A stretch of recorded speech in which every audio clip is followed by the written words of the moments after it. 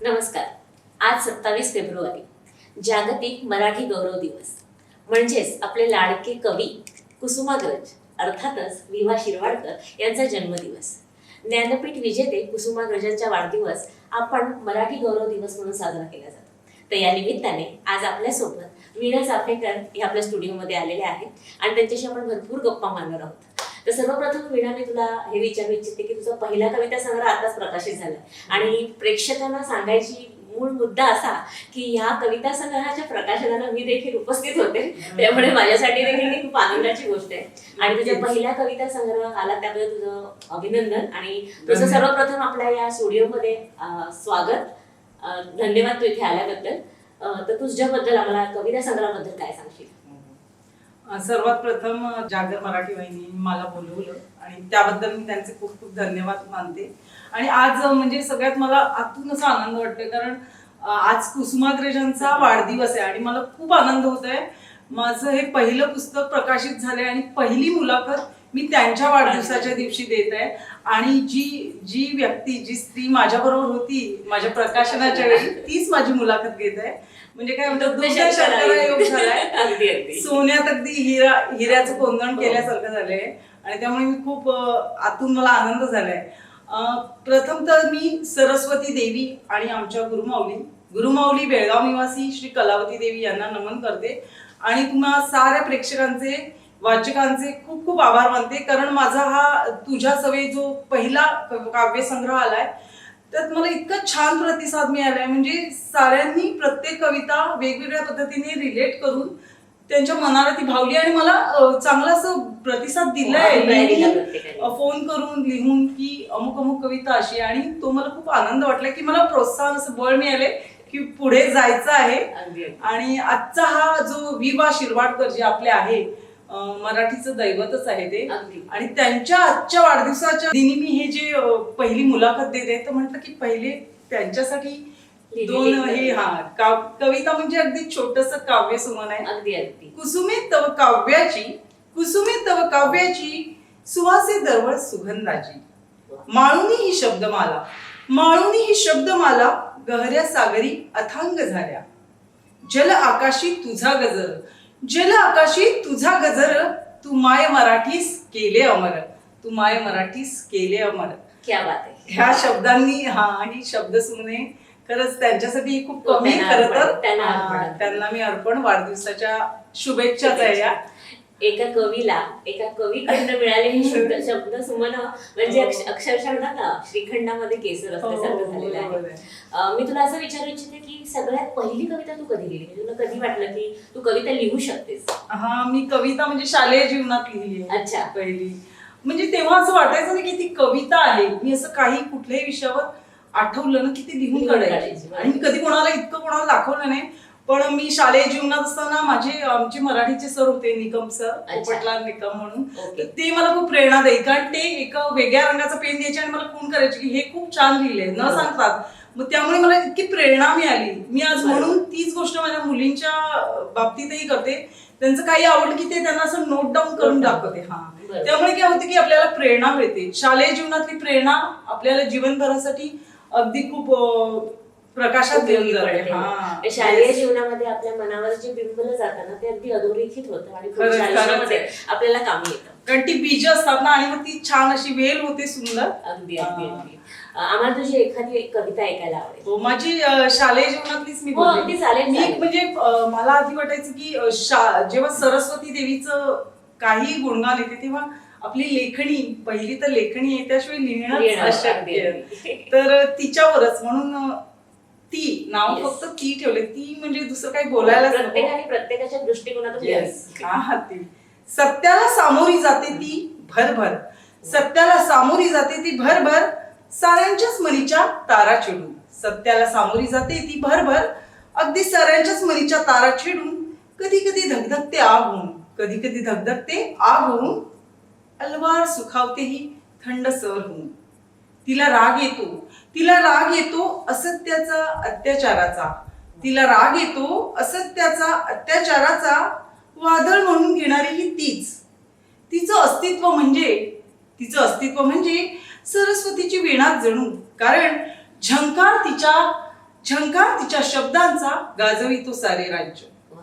तिचं अस्तित्व म्हणजे सरस्वतीची वीणाच जणू, कारण झंकार तिच्या शब्दांचा गाजवितो सारे राज्य. भरभर लिहून सारे दाद मागणारी ही तीच, वा. भरभर लिहून सारे दाद मागणारी ही तीच, तीच धीरोदात्त उदात्त पण शिस्तीची, तीच धीरोदात्त उदात्त पण शिस्तीची. मृदू पुष्पदल ही आणि कट्याऱ्याची धार ही, मृदू पुष्पदल ही आणि कट्यारीची धार ही कौतुक करते आणि पलटून वारही. वा. तू माझी पूजनीय, हे माझ्या मनीचे तिच्यासाठी अगदी हे आहे. बोल. तरल भाव तू आहे. माझी पूजनीय, आवडती अति प्राणप्रिय, शब्दांचे सामर्थ्य, शब्दांचे सामर्थ्य तुझे अति वंदनीय.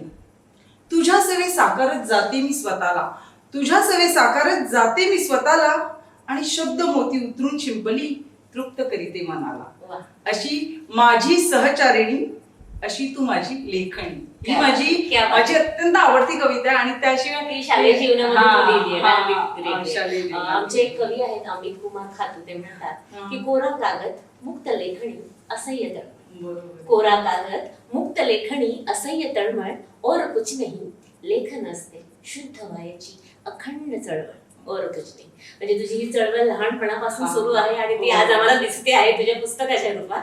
आणि तुझी अशीच अजून नवीन नवीन पुस्तकं आम्हाला बघायला वाचायला आवडेल. आणि नक्कीच. त्याच्या कार्यक्रमाचं सूत्रसंचालन करायलाही मला आवडेल. जास्त करून. हो. आता कविते व्यतिरिक्त तुझा अजून काही छंद आहे लिखाणाचा वगैरे? हो, कविते व्यतिरिक्त मला पुस्तक खूप वाचायला वाचायला. आवडतात आणि लिहायलाही आवडतं. थोडंफार लिहिते, इतकं काही हे नाही, पण लिहिल्याने आपण त्याला म्हणतात ना प्रगल्भ होतो. प्रगल्भ. आणि ही प्रगल्भता आपल्याला या पुस्तकातून, सगळ्या साहित्यिकातून, आपल्या म्हणजे हे तुकारामापासूनच जे आहे आपलं भारतीय साहित्य, म्हणजे खरंच इतकं हिरे रत्न आहेत म्हणा. अफाट आहे हा, भारतीय त्या साहित्य. अभंगापासून ते प्रत्येक पुस्तकात, प्रत्येक काव्यसंग्रहात इतकं छान छान आहे. फक्त आपल्याला ते असं वेचता आलं पाहिजे आणि त्यात आपल्याला एक छान अशी हळूवार लहर मिळते मनाला. अगदी, अगदी. त्यामुळे आपण जीवनातले काही वाईट दुःखी प्रसंग असो किंवा ती एक त्राण असतो, तो निघून जातो आणि अगदी फ्रेश, म्हणजे उत्साह भरतो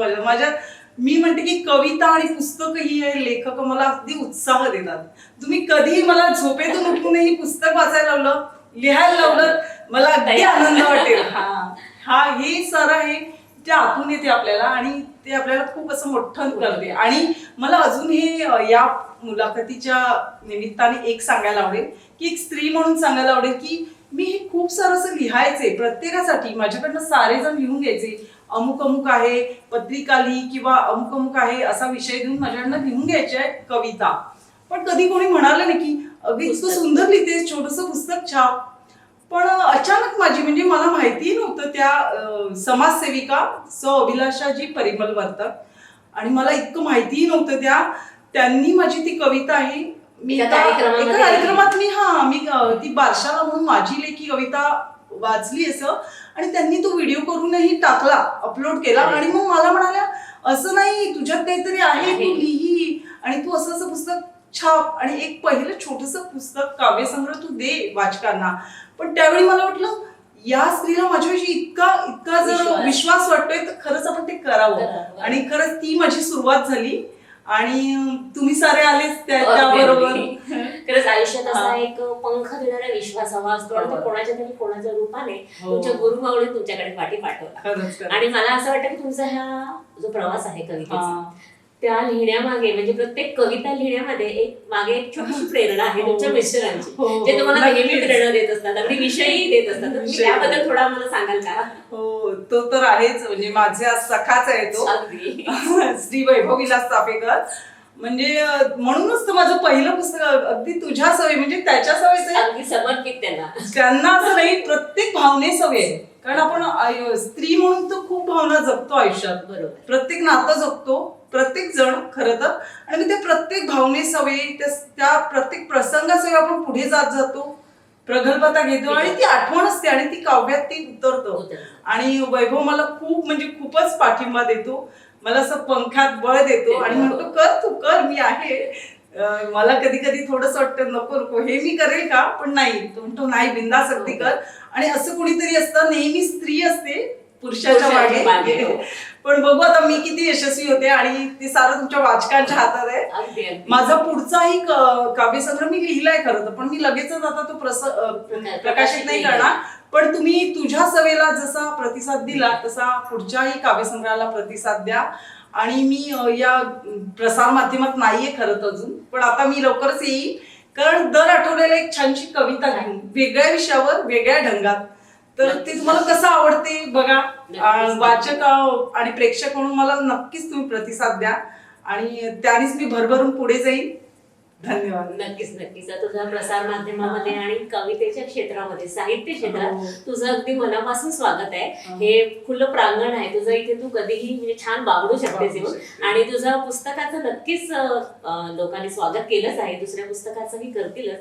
रसिक हो, वीणा चाफेकर सोबत आपला गप्पांचा ओघ चालूच आहे. पण तत्पूर्वी मी वीणाचे मिस्टर श्री चाफेकरांना विचारू इच्छिते की तुमचं वीणाबद्दलचं काय मत आहे. हा, तर वीणाबद्दल सांगायचं झालं तर एक पती म्हणून ती कवयित्री आहे ही गोष्ट खूप गुपित होती आणि मला माहिती नव्हतं ही सगळं कविता वगैरे लिहिते. एकदा व्हॅलेंटाईन डे होता आणि त्या दिवशी तिने मला एक वृत्तपत्रातली एक कविता मला लिहून मला प्रेझेंट केली की ही कविता बघ. कविता खूप सुंदर होती आणि मला आवडली ती. म्हटलं तू का नाही लिहत. तेव्हा तिने तिची एक लपवलेली वही होती ती मला मिळाली एकदा आणि जेव्हा ती मी उघडली तेव्हा मला कळलं अरे हिने माझ्यावरती खूप कविता लिहिल्यात आणि 101 बडकर कविता होत्या आणि हे तिचं गुपित मला एकदम मिळालं आणि तेव्हा मला कळलं की ही चांगली लिहू शकते. आणि त्याच्यानंतर मी तिला विषय देत गेलो आणि ती म्हणजे अशी बहरत गेली चांगली. तिचं साहित्य नॉलेज खूपच आहे आणि अशीच ती बहरत जाऊ तिच्या या काव्यमय प्रवासात, अशी मी तिला सदिच्छा देऊ इच्छितो. तर तू तुझा अगदी वेळात वेळ देऊन आम्हाला तुझी मुलाखत दिलीस, आमच्याशी छान गप्पा मारल्यास, त्यासाठी जागर मराठी वाहिनीतर्फे मी तुझे मनापासून आभार मानते. आणि आमच्या वाहिनीतर्फे तुला एक छोटीशी भेट देते. म्हणजे एका लेखकाला पुस्तक दिलं म्हणजे हे खूप मोठंच असतं, त्याच्यासाठी म्हणजे मौल्यवानच असतं अगदी. तर त्यासाठी तुझे खूप खूप धन्यवाद.